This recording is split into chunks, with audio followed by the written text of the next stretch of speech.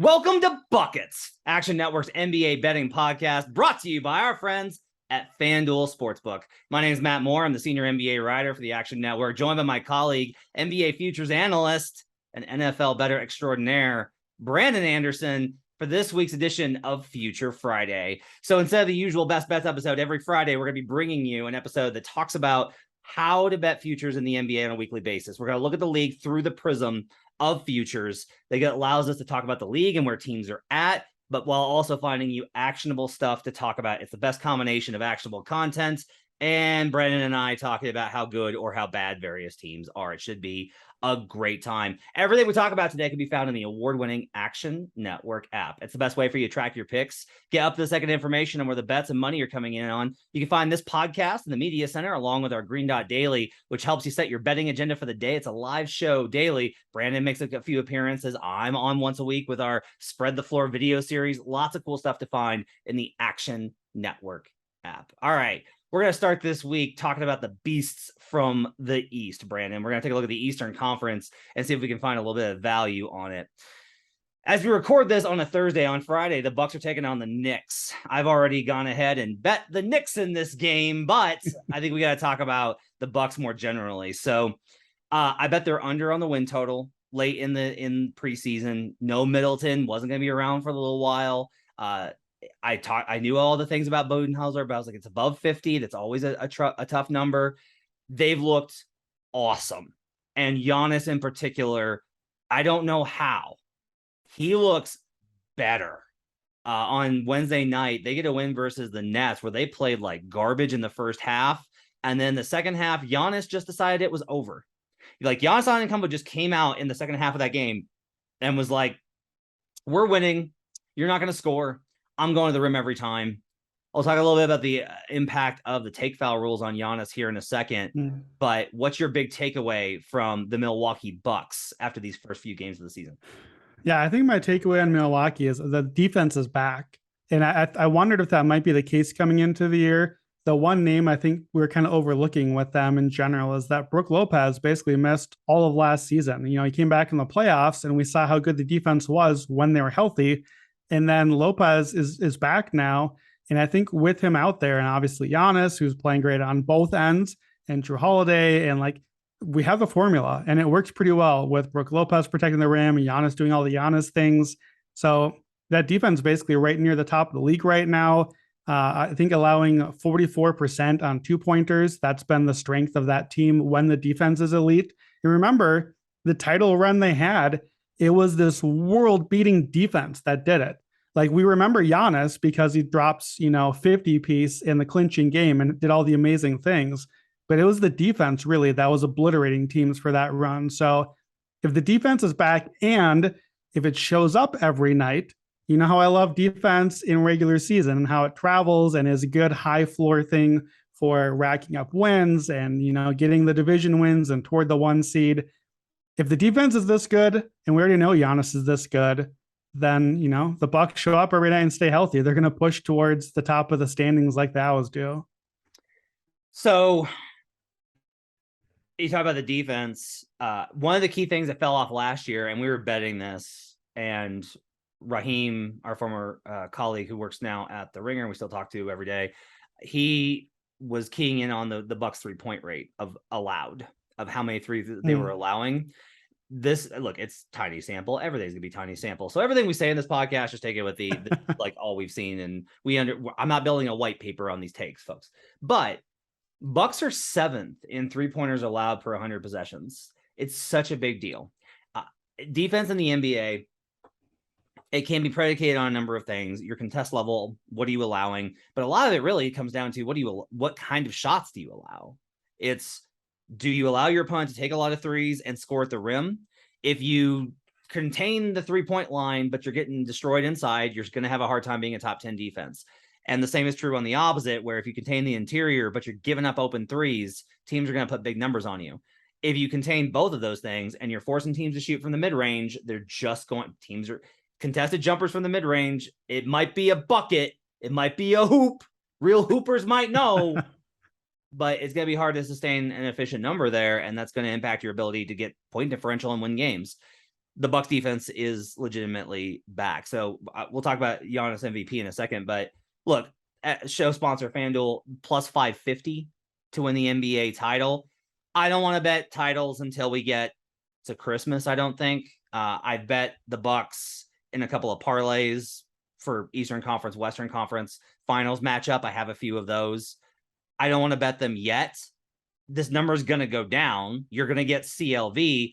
I will say, though, that we've seen the numbers at the start of the playoffs tend to be longer than I would have thought they would be. When we look back at the numbers, you can still get it. There's always time for Giannis to miss a month of the season and for the odds to go down, or they just have a bad run. Like, this helps them in terms of securing their win total, which is bad for me, getting off to a good start. I don't want to bet the Bucks now. I will say, if you're betting any team to win the NBA title, that's the one I want right now. Yeah, I'm not sure. I'm not sure that's the ticket that I want right now. If you just gave me the board and said, which team do you think is going to win, and there are no odds, then I think I agree with you. I think the Bucks are the team that I would pick straight up against the field. I don't love grabbing the number here because I'm not sure I agree that the number is going to go down. I think the number will go down, but I think it's going to go up at other times this season too. Like the thing that I'm repeating, the mantra in my head all week long, we're what, 10 days maybe now into the season, not even 10 as we record this. I am stunned watching these futures numbers. They're jumping all over the place. We have like 8 months of season to go. Can we settle down? We have 3 Bucks games so far, and Giannis is suddenly back to being the MVP favorite, and the Bucks are the favorites. And like, we've changed a lot of lines and positions here on 3 games. So I'm trying to catch my breath a little bit on it. And with the Bucks, I think you're right. If the defense is this good, if Giannis is putting up 36, 13, and 5 each night, like if that keeps happening, yeah, I want the Bucks ticket. And yeah, the number is going to get shorter. But one thing about Giannis that we don't really talk that much about, here's his games played last 3 years: 67, 61, 63. Obviously, shorter season, a couple of those. Not a bad thing. I'm not calling him injury prone, but he misses stretches. He misses a week here or there. He might miss a couple of weeks. The Bucks don't give a rip. If they're not going to go push for 74 wins this year. That's not a thing that's going to happen there. This team has its title. And the thing that we saw in the preseason, that was only 10 days ago, I don't want to forget it because the team did not win a game in the preseason. You talked a lot about the travel thing and going overseas and how much that is going to play the effect on them. And I was worried coming into the year. They look old and they look thin, and the roster is not super deep. We're already missing Chris. To me, that is not disqualifying on a Bucks title ticket, but I don't need to get my money in on them as a favorite right now because overwhelmingly likely there's going to be a spot where Giannis misses a while or where they just go cold on their shots or something, and I can get that ticket later, whether it's the start of the playoffs or February or March. I don't need them that badly right now.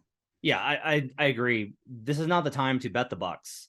It's more that if I was like, you have to make a bet on on a team to win the title, they're probably the team that I'm betting. Fair. You're probably taking a longer shot because that's how you are.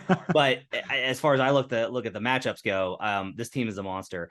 Giannis is plus 460 for MVP at FanDuel. There are longer numbers in the market. You can find bets like that in the Action Network app, including one that I put in on Wednesday night, because after that performance, I was like, yeah, I'm willing to go ahead and start. I'm just going to go ahead and start building. I have a little bit of Giannis from preseason, but it's one I definitely need to catch up on in terms of my overall position. I definitely feel still good about Luka. The take foul, I talked about this on Spread the Floor on Green Dot Daily. So there's these fast break points on NBA.com, and that's one signal, but those don't include times when he gets fouled. Those are not going to go into those figures. Synergy Sports has him for last season. Giannis Antetokounmpo averaged 8 points in transition per game. It's 12 so far this year. You can't stop him. Yeah. There's no way to stop him. If you can't foul him in the backcourt, you're going to give up a bucket. He's going to get to the rim and he's going to dunk on you. He's just an absolute monster. Part of the reason I bet this last night is, one, I think the number's going to go down and I want to start getting in on it. 2,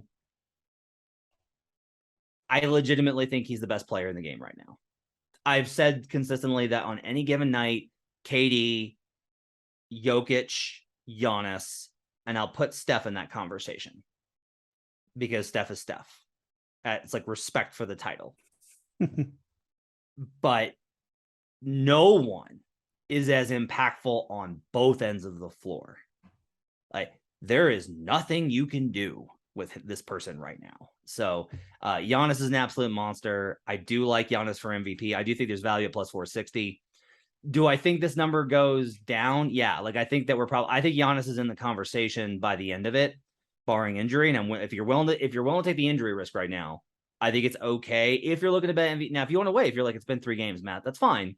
I'm just telling you that I don't see any reason, barring injury, that Giannis is going to slow down. This is not hot shooting. This is just, there's nothing you can physically do to him. He's the most dominant player in terms of physical domination we've seen since Shaquille O'Neal. They're taking on the Knicks. Surprising Knicks, looking really good. Just Obi Toppin's playing more. Julius Randle's back. He looks alive. You can find out there in the market, there's Knicks to make the playoffs, and they're still plus 175, Brandon. I've actually been pretty impressed with the Knicks. I don't want to get there yet. I always talk about the mirror teams that get to November and they realize like, oh, no, we're not very good. The Knicks are in that category potentially, but the Cavaliers were there last year, right? And they just wound up being good. We both agree the Cavaliers are better. I'm just saying Jalen Brunson, their defense has been really good. The revamped roster looks good in terms of the small adjustments that they've made. Jalen Brunson's been great. Julius Randle just being good makes a huge difference. The Knicks are pesky. They're feisty. And I think right now it's more of a night by night play for me right now. But I do think the Knicks are underrated in the market to a degree. Yeah, I think so too. And I think really, like, not to go Danny Green on you, but I think the Knicks are who we thought they were. You know, like this is that team that we expected, that the Knicks are showing up. They're trying hard. They have very good depth. The bench is playing well. They're defending. These are all the things we knew was going to happen. This is what happens on a Tibbs team. I think the difference has been that Jalen Brunson really is making a difference in the starting lineup. And the thing I noticed especially is the turnovers or lack thereof. Jalen Brunson, I think in his last game, finally had a turnover somewhere around like toward the middle of the game. And the announcers acknowledged like, oh, well, I guess Jalen Brunson is not going to go his whole Knicks career without a turnover, because he had not turned it over as the point guard of the team. And I think, you know, we talk about like a floor general or somebody to just come in and run the show and calm things down and, like, frankly, not be Julius Randle and RJ Barrett doing all those things. You need a point guard sometimes. And I think that's the value Jalen Brunson brings to the team that they just didn't have last year. Just stability and a higher floor of offense, where we already knew the defense was going to be good. I think Isaiah Hartenstein has helped a lot off the bench in that role. They're already the shooting profile, still not great. We wish for more threes, but they don't have a lot of shooters. What I do like, though, they're going to take a lot of twos. They're making them. They're top 5 in 2-point attempts. They're top 5 in 2-point percentage. So at least if you're going to take them, get good shots and make some of them. I think it's a good team.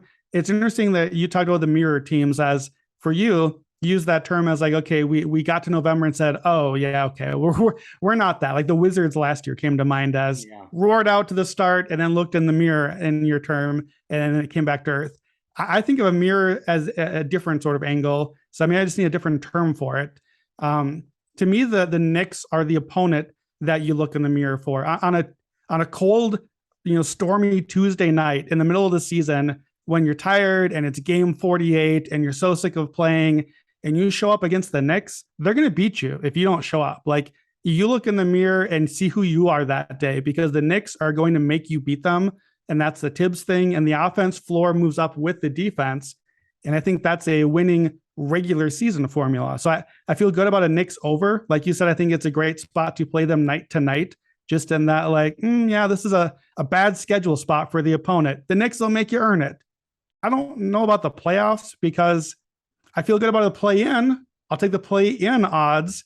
But now if I'm in the play-in, I got to take this team in a one-game playoff, and I don't feel great about that just yet. But, I think they're going to be good at it. They could they get to a 6 seed and just guarantee a playoff spot? I think it's in the mix.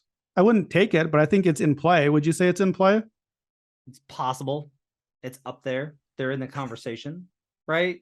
Yeah. I mean, the Bulls were there last year. They could be the Bulls this year. That's absolutely something that could happen. Look at the Bulls are going to be the Bulls this year, but we'll talk about that another time. Yeah, I think, they're the standardized test. That's what they are, is they tell you exactly where you are against in percentile wise in the league. Yep. Let's move on and talk about Sixers versus Raptors. Sixers were favorites in this duplex set. They played Wednesday and Friday and lost to Toronto. I have not bet on the Sixers in quite a while after taking a beating early on in the season.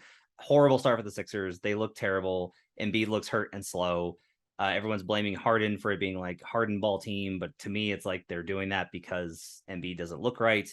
They take on the Raptors again on Friday night. Raptors now a favorites. By the way, this is only the first time the team has been this is the second time rather since 2000 in the last 2 seasons that they've played a back-to-back set, and the team has been a dog in the first one and a favorite in the second. It never happens. So like they literally are shifting this 2 points on the power rating based off of that game. Seems like an overreaction. I'm not going to bet the Sixers because I love myself, but I just want to ask you this, Brandon. You and I were bought in on the Sixers in preseason. We gave out Atlantic Division. I bet them for the title based off of the long-term value of it. You liked Embiid Defensive Player of the Year. I talked about Tyrese Maxey Most Improved Player was my biggest bet on the board. We are a handful of games in. How dead are we exactly? How much kindling? How much can we take those tickets and use them to start a warm fall fire? We aren't feeling great. We are not feeling great about our Sixers tickets. Yeah, not great, Bob. I'll add in, I was on Doc Rivers for Coach of the Year. I think that I meant first coach fired. I think that's what the thing I was trying to do was there. Yeah, it's not great. I don't think that they're dead. Like certainly, let's just say it straight up. If we could take a time machine back to our ticket and bet on it or not bet on it right now, we wouldn't bet on any of the Sixers tickets that we have, even at the price that we got them. Like just no. But again, we're 2 weeks in. We're not even 2 weeks. Like it's not over. The Sixers Division 1, I still feel decent about. That number is even longer now. I don't love the Nets. I never have. I don't really believe in the Raptors. We'll talk about Celtics next, but to me, like you can recover here. You can recover in the division. And the thing that makes me not think that we just need to burn it and just move on is that not really what I expected, but James Harden looks awesome. And we kind of were just like, well, Embiid will be great and Maxey will be great and they'll play great defense. And like, as long as just James just stays out of the strip club and like is decent, then that seems okay. And somehow we have the opposite of all of the things. Yes. But like James Harden being awesome is really good. That's an MVP caliber play. That's not me saying take it, but James Harden playing that well buys time to say, okay, the rest is a mess. The defense is a disaster. To me, the scheme looks totally different. We're trying to allow a ton of threes. We're not stopping the twos that the opponents are taking. I don't know what's happening. Harden being this good buys our tickets a little time. Yeah. I think my Doc Rivers ticket probably dead. I think my Joel Embiid Defensive Player of the Year ticket is not off to a great start, but I think that there's still time here. I wouldn't be advising anyone to buy in on Philadelphia right now. The good news is they won't let us cash these tickets out, so we're stuck with them, and that's true. They can only go up from here, and we will victory lap them when we cash them at the end. Exactly. The last big game in the Eastern Conference on Friday night, the Cleveland Cavaliers take on the Boston Celtics. Celtics off to an absolutely torrid start, mostly based off of the fact that if Jaylen Brown and Jason Tatum are both going to average 35 this season, they're going to win a lot of games. When Jaylen Brown did not score 35, those numbers, that performance went down a little bit. But look, I bet the Celtics under. I still feel okay about it. We'll see. I can't believe this is sustainable. Like the Sixers can't be this bad, right? And the Celtics can't be this good, right? And maybe both of those are wrong. And the Sixers were the over 50 win team that I should have faded, and the Celtics were the one I should have trusted. But they take on a Cavaliers team that, Brandon, your Cleveland Cavaliers, I think we can call them based off of all your positions on them. Look, it's early. These are small sample, but we're just going to go ahead and give the numbers because I do think they're relevant. You have to understand that Cleveland looks better. Cleveland is going to look better on paper than they do in the game. and that's meaningful from a regular season perspective, at least. Cleveland right now at dunksandthrees.com has the third best net rating as we record this on Thursday afternoon. They are plus 8.9 plus 10.2 in adjusted net rating factored for opponent at dunksandthrees.com. That's behind the Mavericks, who are 1 and 2, by the way, but they destroyed the Grizzlies so much. They're number 1. And the 3-1 New Orleans Pelicans. The Cavs are currently above the Phoenix Suns by a full 1.5 points. So they've looked like the numbers on Cleveland are really good. Obviously, Boston not doing too shabby either. What's interesting is Boston's adjusted net rating way worse at plus 1.3. I am kind of wondering if Boston is going to come back down to earth a little bit. We're not going to do picks for this game, but I do kind of want to ask you just bigger picture on these teams. At our show sponsor, FanDuel, the Cavaliers are plus 1,600 to win the Eastern Conference. 16-1 for a team that had great metrics last year before they got injured, added Donovan Mitchell, and are off to a good start this year. What do you think about the Cavs and their chances to make noise in the Eastern Conference in the regular season and playoffs right now? Yeah, I think the key here is I love the Cavs regular season. So let's start there. They look great. Like this, we've built this team as the young Cavs. Look at them coming. They're going to be good at some point. And they might be here. They look like they're here right now, because what you didn't mention too is all those great metrics you just showed. That's not even any Darius Garland yet. That was their star player from last year. And he's got the injury. Donovan Mitchell has been incredible. Donovan Mitchell, we talked about him as a long shot for scoring leader.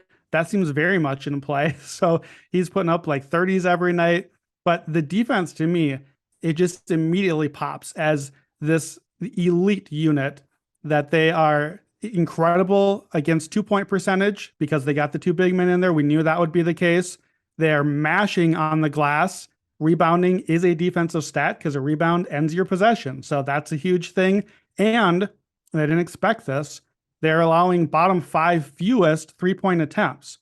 So if you don't get 3-pointers off and you can't make your twos and you can't get rebounds for easy looks, you're not going to score a lot of points. And like you said, that all leads to kind of ugly 90s style basketball, the way we think about it. That's going to lead to a lot of wins. So I like the Cavs wins. I was all over their win totals throughout the year, before and after the trade. And I think, to me, that's the key then, is if you like the Cavs regular season, if you like them a lot, then are they a top 4 seed? And now they have home court in the first round. And if you really like them, we spoke highly of the Bucks. If they beat the Bucks in the division and get like a top 2 seed, now that plus 1,600 to win the East is in play. Because if you love the regular season, now you have to think ahead to the bracket. There are no bye weeks, no NFL bye weeks here. But if you get a 1 or a 2 seed, you have to feel pretty good that you're going to get through a first round. And now you're only 2 matchups away with home court, with a really good defense that's going to keep you in every game. And if we're being honest, yeah, the Cavs are certainly favored and are certainly underdogs in at least one series to get to the East, right? Guaranteed at least once they're underdogs, probably twice, right? Because you're probably underdogs even with home court against Milwaukee, against Boston, against Philly, maybe Brooklyn. Somebody with the veteran superstars is going to be favored. But if you have a 16-1 and home court and maybe a game 1 win, like, you're going to have a lot of options there. So I think it's a good spot. If you like Cleveland in the regular season, it's a long-term way to invest in that, because it's going to put you in a better spot that adds value to your ticket later. Please, Lord, give me a 3-6 Cavaliers Nets series. Please, God. Oh, man. Let me bet on Jared Allen versus their front line. Let me bet on Evan Mobley and Darius Garland, please. Please. Will the Nets get a rebound in that series? Yeah, why not? So they're plus 390. This seems short to me. Our sponsor, FanDuel, they're plus 390 to win the division. Yeah, don't love that. I think I you know how I feel about the Bucks in the division, and especially like if you're gonna topple what the Bucks with this version of Giannis, I want 6 or more. Like, that's not implied. That's a feel thing, but I don't want this at anything below 6. Yeah, I like it. I mean, I bet this as one of my division plays into the season, and then Cleveland has looked good. So obviously I feel good about that. Though part of my position was that Milwaukee looked terrible in the preseason. They literally didn't win a game. So I was feeling a little better then. I don't think it's a must play because, the difference here with futures is tough because a 4-1 where we're at now basically versus a 6-1 is implied odds, not that different. Not that different. We're talking about 80% versus like 85%. 85%. But for me and you, the payout when it hits is 50% more that we got 6-1 instead of 4-1. So I think you're right that like you can wait because there's going to be a spot where the Cavs lost 2 or 3 in a row because every team does that sometime in the season. And the Bucks were good that week. And now you get your 5-1, your 6-1. And, the odds haven't really swung that much, but the payoff comes a lot better then. Meanwhile, the Boston Celtics obviously been on a tear. They are plus 500 to win the NBA title. Our show sponsor, FanDuel. There are longer numbers in the market. It's just some discrepancy across the board as far as title futures. So you're buying extremely high right now if you're betting Boston to win the title. Am I terrified for my under ticket? Yes, that is accurate. I am terrified for my under ticket because this feels a lot like the Suns, only with completely different logic. I had all these different reasons for fading the Suns last year, and they were just better. And then I went the exact opposite direction and found Boston, and now they just look better. So sometimes the good teams are just good. There's a couple of things. I mentioned the dunks and threes thing. Like there's a couple of numbers that make you a little bit like, maybe like the Celtics defense in particular has not been kind of what you expect it to be. Now without Robert Williams, that's a little bit expected. We also don't know when he's going to be back. Maybe the best value on the board though, as far as futures go with Boston, is Tatum, who is plus 800 at show sponsor FanDuel to win MVP. I went ahead and added him to my NFL NBA MVP parlay system. I saw that. With Josh Allen and Patrick Mahomes alongside Tatum. I also have Giannis and Luka in those combos. But Tatum is worth, I think, a bet for MVP based on at the plus 800. This is less of a team oriented and like the model system. And this one for me was, if I'm going to bet these consistently, which I am, Tatum fits every single, like he looks better. The step that he's taking is meaningful to me. He's not just settling and hitting tough shots. He's controlling and manipulating defenses. Those are two different things. A lot of guys in the league can find space to hit a contested jumper, and they'll go on hot streaks and hot seasons even. Jason Tatum is a step ahead of the defense, both physically and mentally. His burst has him getting to the rim faster. His control over the game has him generating higher percentage looks that even if they're low percentage looks for most people, they are in his, like he's in his bag. Like Jason Tatum is comfortable in every single game. And that evolution to me matters. He's a high level defender. And if the Celtics are going to have this kind of team success, which again, we got a long way to go, but at plus 800, there's a good chance that Tatum winds up in the Booker category. And you can make an argument for Booker as well. He's also looked awesome. But as far as like team with a great record, why isn't Tatum in the conversation? So he'll be in it he doesn't have to catch up from the Celtics early season like it did last year if they continue this. So I've already bet Tatum a little bit. I'm not like going super heavy on it. I'm a sicko that bets MVP essentially weekly. I will just say this is based on less off of game results and more that Tatum to me looks like he's going to be such a force that I will include him in this conversation of guys that are going to be in the conversation later. Yeah, Tatum is a hard one for me because when you know how I do these awards, I've got my rules and I've got my criteria that I'm looking for. And when I did MVP and I've got my long MVP column up from before the season, and I basically narrowed down there and in the podcast we did to 3 guys, not shocking names, Giannis, Jokic, and Embiid. Those were the 3 positions I wanted to add because they had the scoring, they had the winning teams. We thought if the Sixers are good and the Nuggets, I guess, for that matter, you need a scorer on a winning team. But another thing too is there's a specific age range that I want because historically MVPs come in that range. All of my check boxes had not 3 guys. They had 4 really, or 5. 4th and 5th on my list were Tatum and Booker. Those were the next 2 guys. I wanted nothing to do with Booker because of all the Phoenix preseason fears that I had. I feel fine about that, even though they've looked good.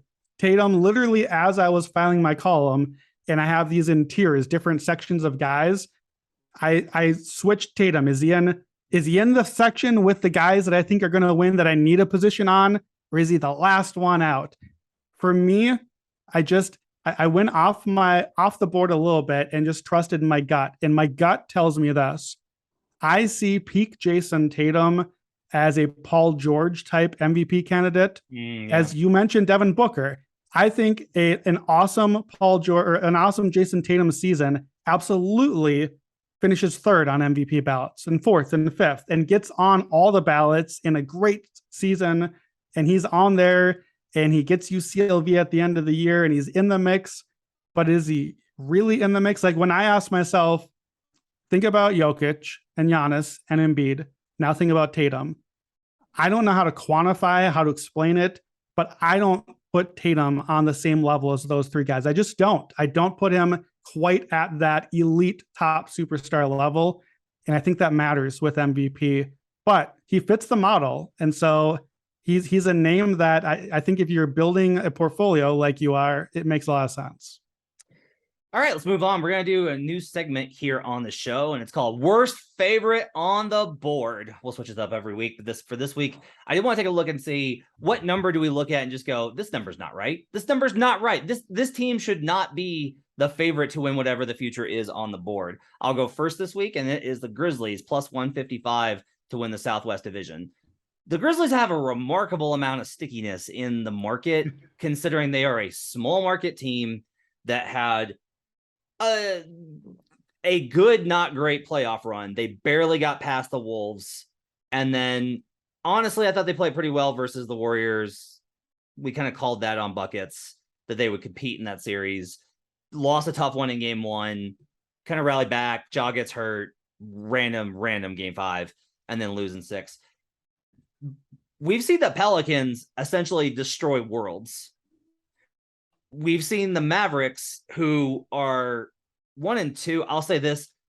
Dallas to me looks like they're going to be, I think Dallas is going to be fine. Like I feel more confident in my over for Dallas right now. I think Dallas is going to be okay. I think they'll be in the division conversation. Between those two, our preseason cap that the Pelicans and Mavericks should be higher in the odds than Memphis, to me, completely tracks. Memphis is still the same kind of team. This is really crazy to me. Look at Memphis's kind of resume right now. They go to overtime with the Knicks in their home opener. Okay, Knicks are better, but that's a game that you should win.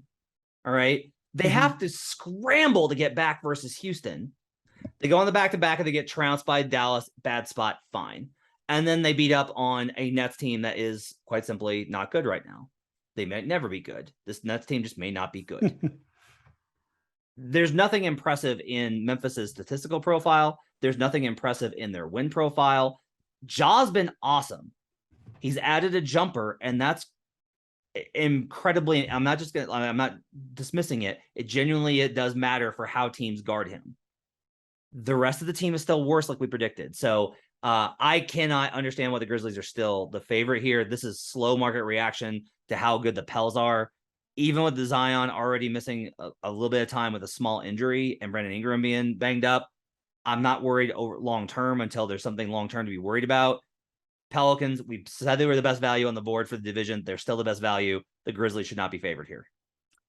Yeah, I agree. And we've been on this one all year long, like all off season into the season. And really, like you said, I'm less out on the Grizzlies than I expected to be, but I still feel in on, like you said, on what the Mavs are doing and what the Pelicans especially are doing. So when you have three teams all vying for only one division winner, and that's how this works, then it just doesn't make a lot of sense that the Grizzlies should be like a clear favorite here.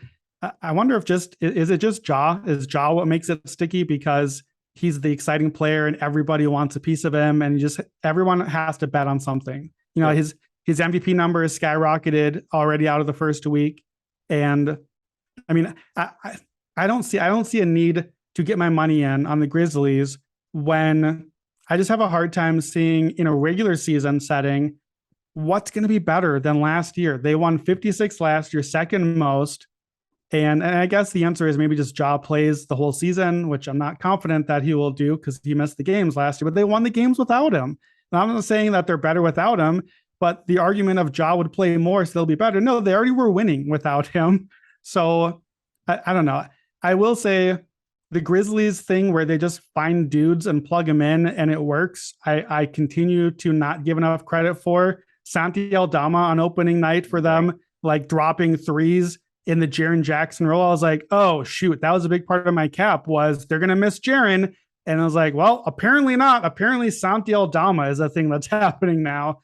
So I want to fade the Grizzlies less than I did 2 weeks ago. I'm not just outright trash fading them right now, but I still think that the number doesn't make sense because the Grizzlies are there, but the Mavs and the Pelicans have been so good.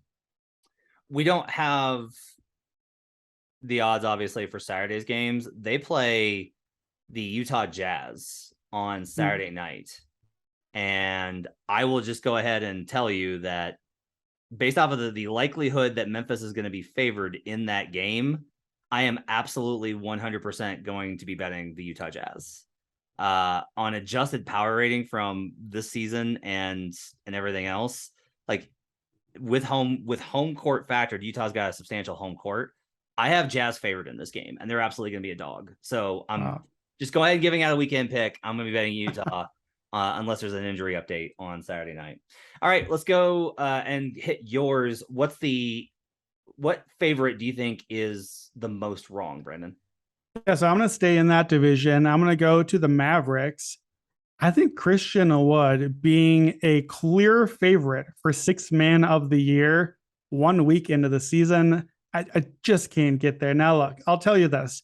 If Christian Wood comes off the bench all year and puts up 24 and 9 and hits 62% of his threes like he is right now, then yes, Christian Wood will run away with sixth man of the year. You know what else is going to happen if that happens? Somebody's going to get fired in Dallas because you got a dude putting up 24 and 9, shooting 62% as a big man, and you're playing him 26 minutes off the bench. What are you doing? He can't come off the bench all year if he keeps putting that production up. So either the numbers stay and he starts so he can get more minutes that count more minutes with Luka, which you want the pairing out there.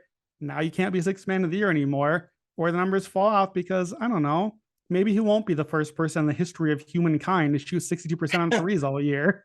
So look, I think he's in contention. If we knew for sure that he was going to be a sixth man all year, yeah, you'd feel great about it. But he's plus 170 at FanDuel right now. I just can't get there from 1 week in of just like, okay, great. So I guess this is a thing. And Dinwiddie is definitely going to start all year and definitely not going to come off the bench like he did last year. And Wood will definitely be benched, but not start all year. Like, I don't trust the rotation. I don't trust that he will even be eligible for the award. So he could win, absolutely could win, but I'm not betting plus 170, like a near even odds from just 1 week of hype for a guy that was 30-1 or something like a week ago. I can't do that fast. The best part of your cap there was the logical inconsistency between the two ideas.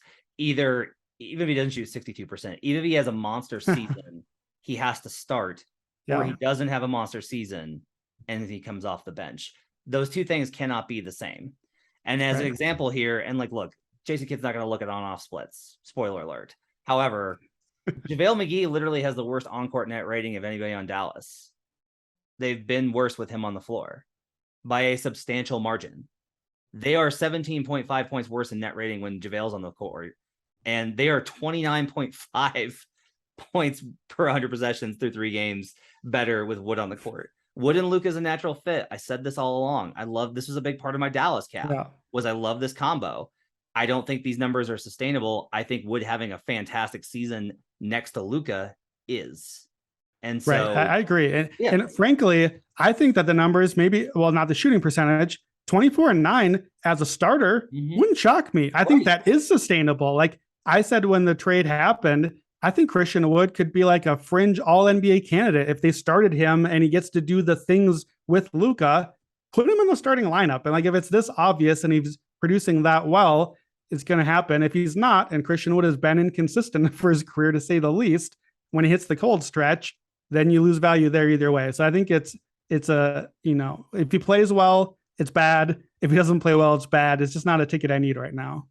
All right, I've added a new section to the show based solely off of how much fun Brandon had with our long shots episode for the season. I was like, why don't we just do this every week? Or do the long shot of the week. This is a sprinkle play. This is not a big bet. This is not a huge bet. This is here's the best long shot, because who doesn't love a good long shot future?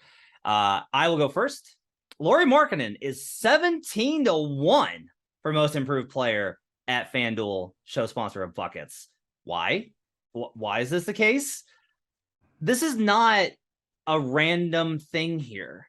There is building momentum. This is that's why I feel so good about this one. Lauri Markkanen was good last year with the Cavs. As soon as he got out of Chicago, he was better.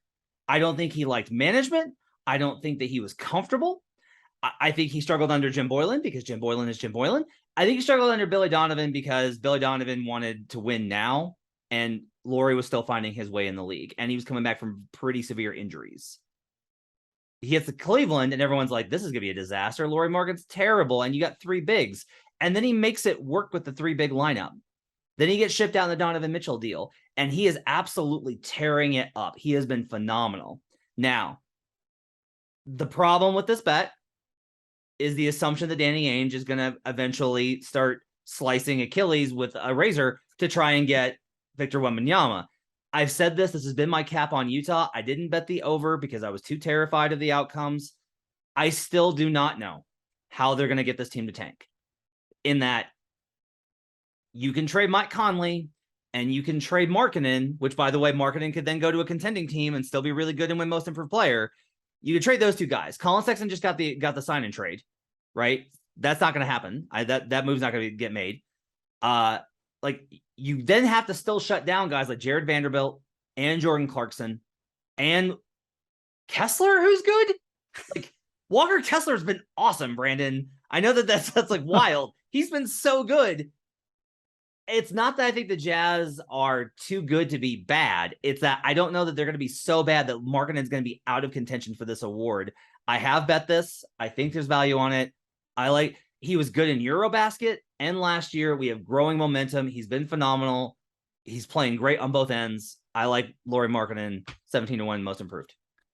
So let me ask you this question. It's going to pertain to my pick as well, because I'm going for the same award here. But before we do that, do you think that the Utah Jazz, you made the case, you've got all the players. Do you think the Utah Jazz are a playoff team, and let's call it a postseason team? Do you think the Jazz can they make the play-in? Because with my profiles, Lauri, I think, fits the age range we like. He fits the leap we like. The scoring is there. 9 of the last 10 most improved players have made the playoffs. So if we consider that even top 10 seeds, can the Jazz get there and make Lauri's numbers matter to voters? That's a good question. Because it's like a can, not will thing, right? Like at 17-1, I'm willing to bet on the can. Sure. If it's under 10, I'm not willing to bet on the will.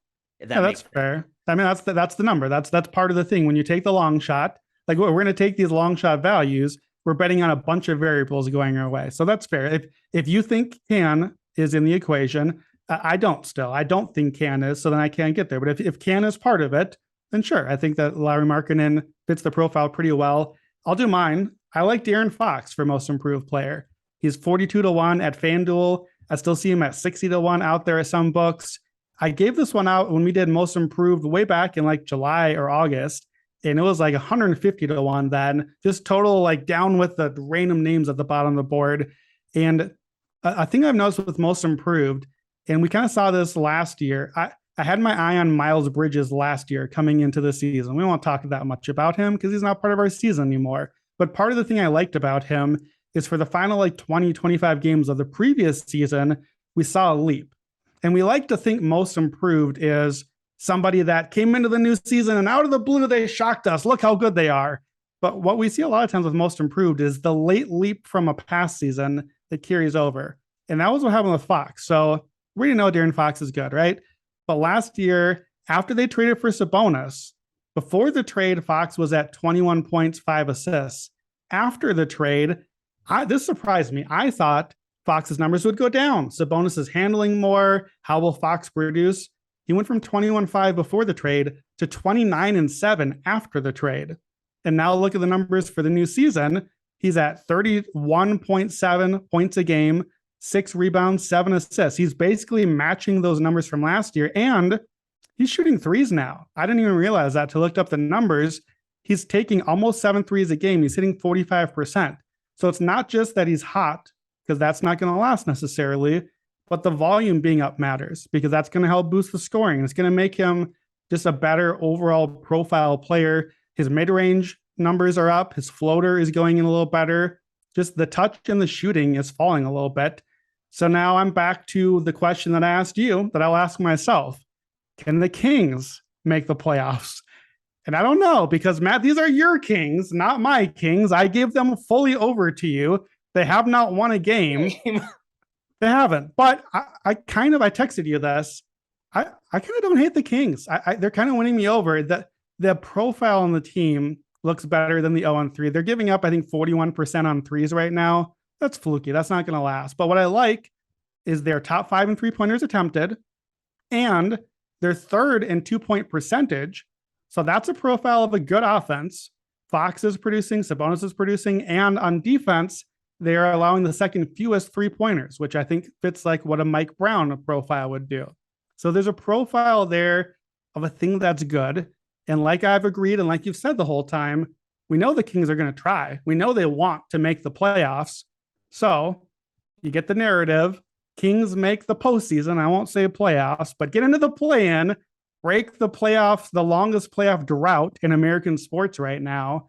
And I think Fox is very much in the mix. If he puts up anything near 32-7, that's an all-star on a team, even in Sacramento. So I think there's still time to get in. I think he's a guy that could really get that buzz of like, hey, you know who's been pretty good that we kind of wrote off? DeAaron Fox. That contract looks pretty good right now. Like, I think we're waiting for that first take segment some morning, not too long, but, help if they'd win a game sometime.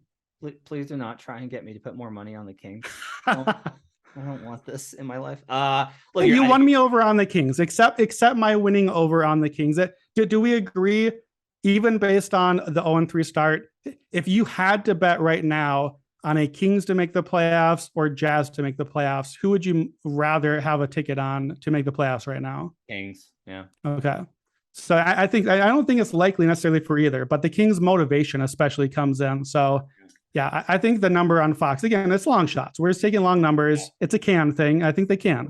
4,200 is a show sponsor FanDuel. So that's right. Absolutely. There's your long shots of the week. All right. Hope you guys have a great weekend. We'll be back on Monday with the recap show with Albert Wynn, aka Analytics Capper, breaking down the awards races like we did last week, as well as best bets throughout the week. Make sure to follow all our picks in the award-winning Action Network app. You can track Brandon on there. Go look at Brandon's ROIs. Just go look at Brandon's ROI on NFL, NBA. You're just going to be like, wow, holy shit. I promise you, you will be amazed. Go check it out in the Action Network app.